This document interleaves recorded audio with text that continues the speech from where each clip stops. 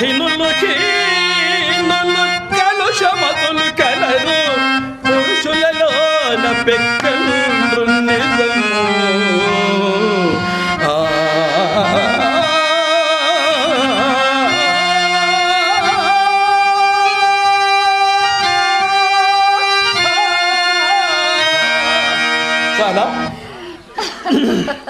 పక్షపాతం లేకుండా స్త్రీ పురుషులను చక్కగానే చెప్తున్నారండి. ఇదంతా సృష్టి ధర్మముల్లో ఒకటేనే నా నమ్మకం. సృష్టి ధర్మముల్లో ఒకటి అని చెప్పబోతున్నానుగా. రూపవతి అయిన యువతి సుగుణ కన్య అయిన వనితకు శుద్ధమూర్తి ఇట్లు వ్యత్యస్తముగా గూర్చి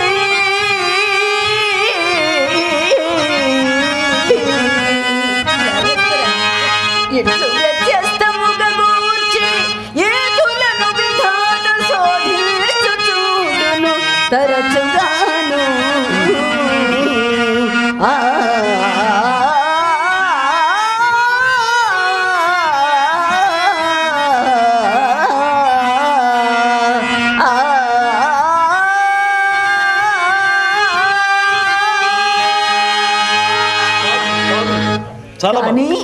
కానీ భగవంతుడు నన్ను మాత్రం అట్టి పరిశోధన పాలు చేయక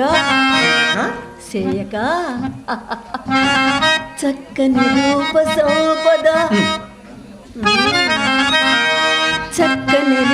సంపద ప్రశస్త తరంబగు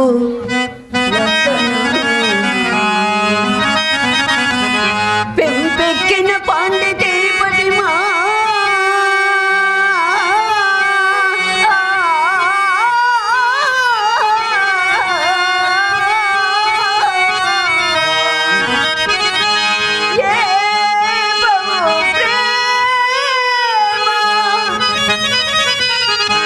సదా జయించిన తక్కువ కాని భాగ్యము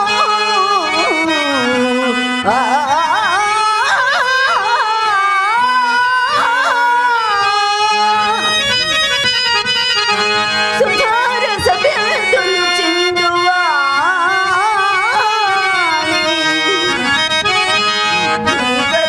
బోలు మెమ్ములను భద్రగా నా కొనగూర్చే సత్కృపా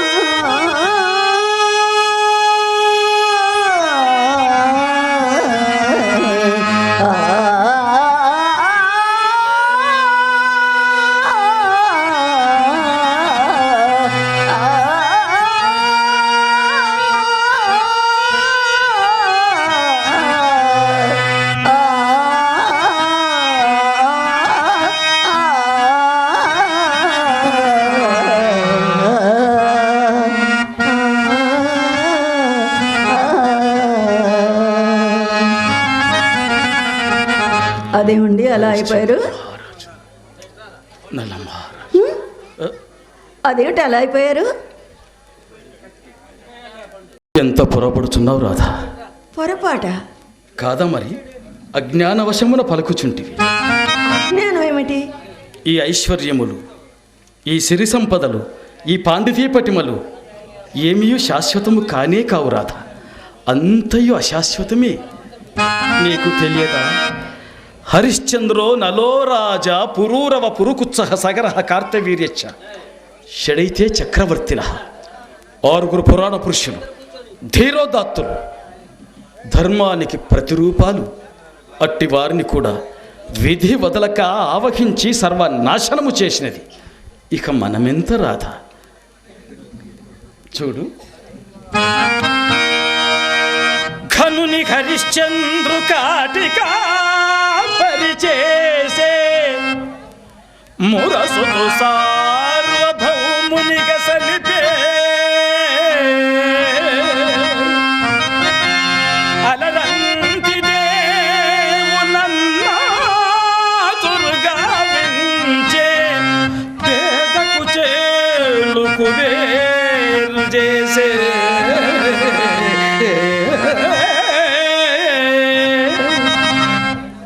ధర్మాత్ము బలిని పాతాళమునకు ద్రొక్కే కలుషాత్మునకు స్వర్గమునకెత్తే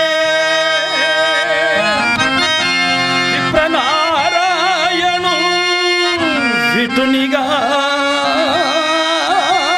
నొనరించే ఒడయనంబిని భక్తియుక్తు చేసే రాధా కాలమదా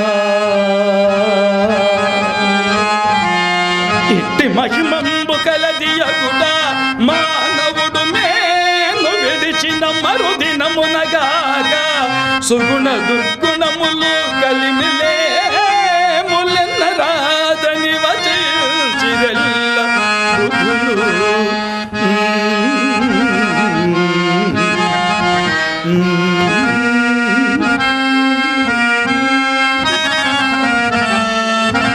నా అజ్ఞానాన్ని తొలగించారండి.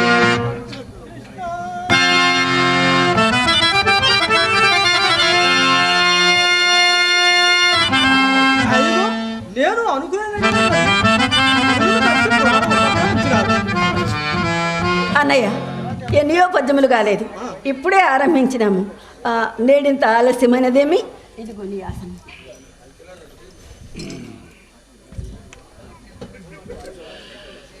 అమ్మాయి, నా అవస్థ ఏమి చెప్పుదును? పైన బట్ట వేసుకుని నడవలోనికి వచ్చేసరికి పడిపోయినట్లు మీ వదిన పడమటింటిలో నుండి తుసుక్కున తుమ్మినది. ఆయనను వెనుక తుమ్ము ముందుకు మంచిదొందురు కదా అని మనసు సరి చేసుకుని మరల ప్రయాణమై వీధి గుమ్మములకు వచ్చేసరికి నల్లటి పిల్లి ఎదురైనది. ఆ పాటలో లోపలకు పోయి మీ వదినను రెండు తిట్టి పైబట్ట దండములు వేసి రవ్వంత సేపు చాప మీద చతికిలపడి మరలా ప్రయాణమై వీధి గుమ్మములకు వచ్చి తిని కదా. మరలా మరి యొక్క దుశ్శకున మా మిత్రమా, మరేమి నంబిన అంచారమ్మ క్రొత్త కుండ చేత పుచ్చుకున్న చక్క వచ్చినదయ్యా. ఆ పాటలో ఎక్కడ లేని కోపం వచ్చినది. కానీ అంతలో రెండు దుశ్శకునములు ఒక సుశకునముతో సమానం అన్నమాట జ్ఞప్తికి వచ్చి హరినామ స్మరణ చేసుకుని చక్క వచ్చి తినయ్యా. మంచి పని చేశావు. దుశ్శకున ఫలం ఊరకపోనట్టయ్యా. ఏం జరిగింది? ఏటికడకు వచ్చేసరికి నావాడు మాయమైనాడు. మరి ఎట్లు వచ్చి మిత్రమా? ఆయనను పట్టణమంతే విడిచి మీ నాయనగారు ఏ టీవీలో కాపురం ఎందుకు పెట్టినో గాని ప్రతిదినము వచ్చిపో మా వంటి వాండ్రకు బహు కష్టముగా ఉండదటయ్యా.